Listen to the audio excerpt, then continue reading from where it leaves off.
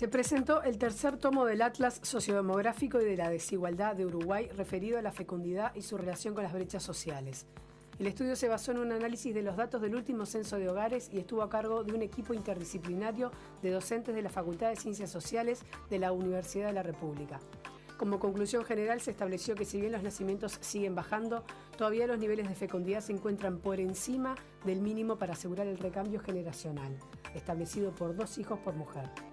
Para analizar los datos, recibimos a 2 de los investigadores del programa de población de la Facultad de Ciencias Sociales de la UDELAR, responsables de esta publicación, los sociólogos y demógrafos Carmen Varela e Ignacio Pardo.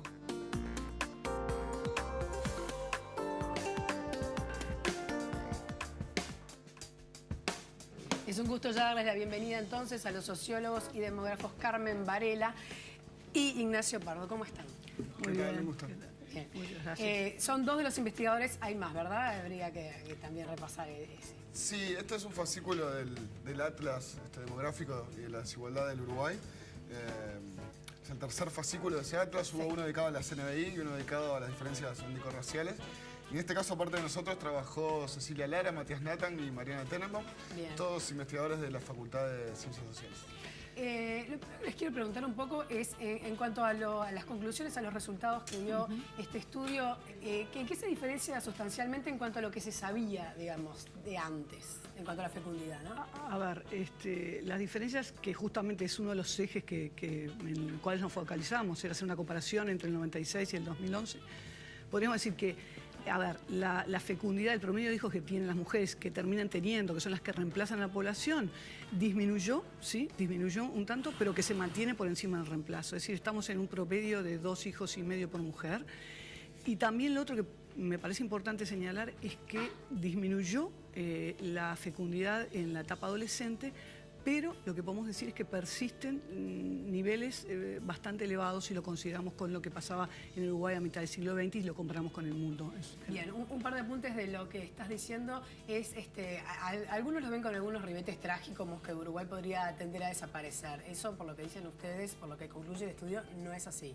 O por lo menos, si tiende a desaparecer, no sería una fecundidad. No va a pasar a corto plazo, ¿no? Allí hay algunas precisiones técnicas, como decía Carmen, si uno espera que las mujeres terminen su edad reproductiva para ver cuántos hijos han tenido, bueno, en 2011 ese promedio es de 2.45, está por encima de lo que llamamos el reemplazo poblacional, que es de 2.1 hijos. Si tomamos la tasa global de fecundidad, que estudia a las mujeres a lo largo de su vida reproductiva, es decir, que se calcula de manera diferente, ahí estamos en el entorno de los 2, por tanto sería un poco por debajo del reemplazo, pero intentamos escapar un poco de esa lógica de observar solamente el nivel de reemplazo, primero porque aun cuando estemos un poco por debajo en la tasa global de fecundidad, que existe otro indicador, no implica que la población tenga un declive, al menos a corto plazo. En algunas décadas podría pasar que moderadamente descienda, pero todavía está creciendo moderadamente la población uruguaya. Y también para sacar un poquito el eje solamente de eso, es decir, del stock poblacional, de qué va a pasar con la población en su conjunto. Y empezar a ver algunas otras diferencias que quizás sean más importantes.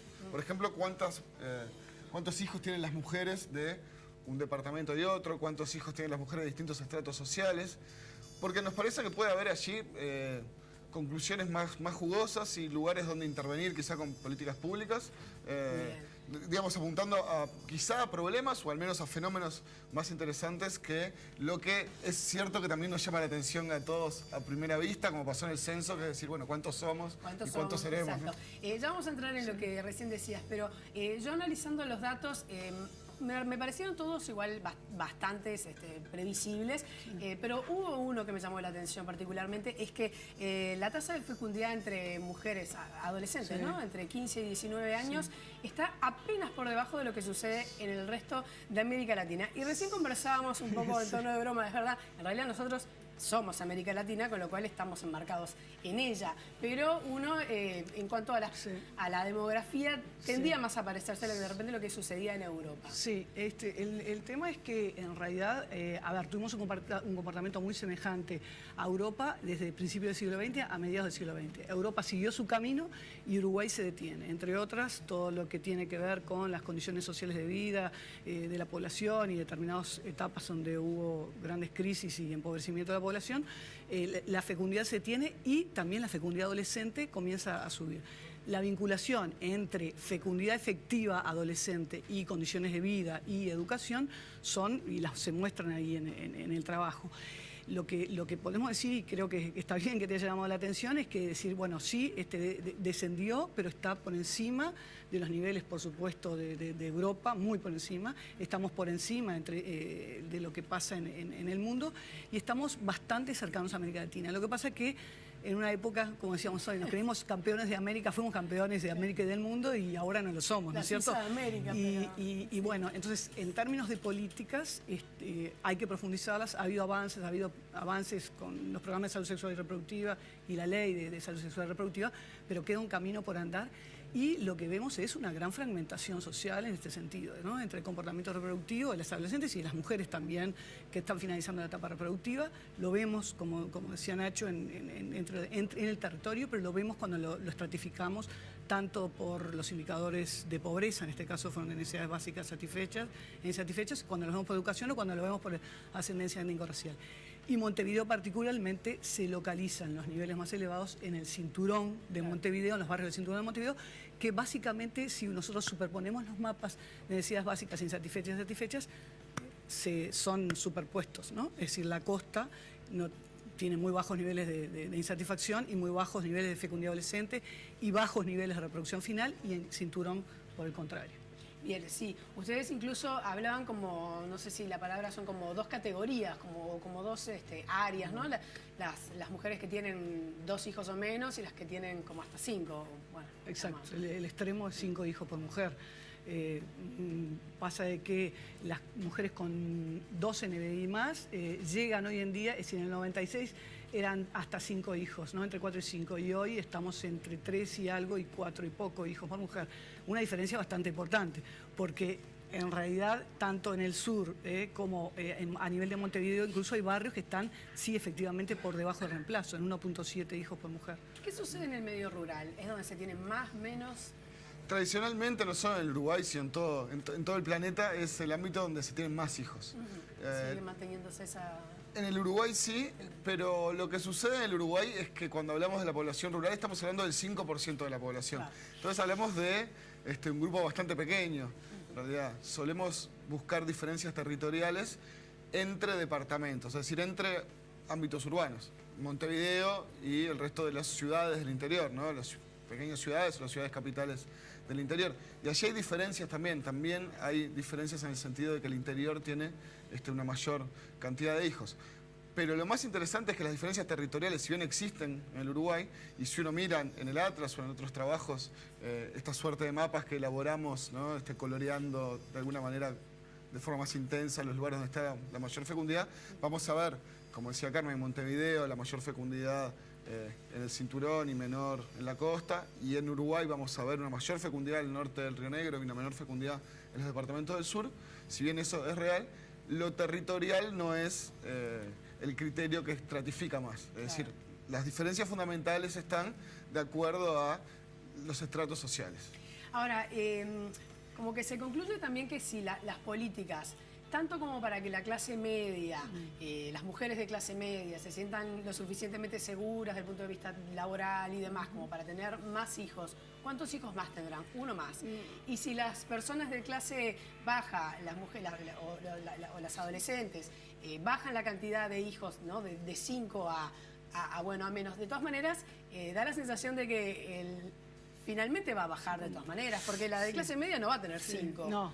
Sí, no. claro, la tendencia universal, digamos, es a la baja, y uno podría estar preocupado por algunos niveles de la fecundidad, pero en esto, que hay una discusión, ¿no? Evidentemente a nivel mundial muy importante, uno debiera adoptar un criterio que no se focalice en la pregunta de cuántos hijos tendríamos que tener para hacer X cantidad. Sí, ni que hablar. ¿Cómo van a estar esos hijos? Exacto. ¿no? Eso en primer lugar, exacto. Y al mismo nivel, de qué manera las mujeres pueden realizar sus derechos sexuales y reproductivos. Claro. Es decir, de qué manera pueden tener la cantidad de hijos que quieren. Eso seguramente sea lo principal, ¿no? Que las que tienen más de lo que desean lo pueden lograr, y las que quieren reducir su fecundidad también. Lo que suele suceder, y esto también es una discusión a nivel de Naciones Unidas, por ejemplo, es que los países, a medida que se van desarrollando y las personas empiezan a integrar a su vida el ejercicio de estos derechos, empiezan a controlar su fecundidad. Sí. Es decir, No somos nada originales, o sea, en ese sentido es un fenómeno mundial. Yo creo que lo que sí deberíamos de insistir en términos políticos del país es el tema de los cuidados, ¿no? Que todavía es un debe. Es decir, los cuidados para que las mujeres puedan compatibilizar la maternidad, y los varones también, maternidad-paternidad, con su desarrollo más allá de la maternidad, por fuera. Y entonces, en ese sentido, y está comprobado en los países que tienen políticas adecuadas de cuidados, combinadas, tanto de cuidados como monetarias, es decir, no es que tampoco las monetarias las rechacemos, pero digo, políticas combinadas, bueno, un poquitito suben determinadas mujeres que tienen una insatisfacción por debajo de lo que desean tener, pero si mejoran las condiciones de vida y si también hay políticas de cuidados, obviamente, que alcanza a todas las mujeres, va a haber un equilibrio de alguna manera. Una población pero vamos a tender al ideal que es 2 hijos, porque las manifestaciones, cuando hacemos entrevistas y investigación cualitativa, las mujeres plantean que el ideal genéricamente son 2 hijos por mujer. Entonces vamos teniendo a eso. Digamos, si yo le preguntaran, ¿es un problema la cantidad de hijos que están teniendo las uruguayas? En general a nosotros nos gustaría reformular esa pregunta, ¿no? Y enfocarnos más en lo que decías recién. Claro. Es decir, ver cuáles son las condiciones en las cuales se están criando esos hijos, ver cuáles son las desigualdades en la crianza y en las condiciones de las madres para seguir a esos hijos, porque el fenómeno de la baja fecundidad probablemente esté con nosotros. No quiero decir para siempre, pero por un buen tiempo más. Entonces, las cohortes de niños, es decir, las generaciones de niños que están entrando a la vida en el Uruguay, van a ser relativamente pequeñas, y lo importante es que esos relativamente pocos niños estén en buenas condiciones, entre otras cosas, para que sean personas que ejerzan sus derechos en el futuro y que sean productivos y que puedan servir a la sociedad y ejercer los derechos que les corresponden sin desigualdades tan grandes como las tenemos en este momento. Carmen Varela, Ignacio Pardo, gracias. Sociólogos, demógrafos, bueno, muchísimas gracias. Gracias a ti.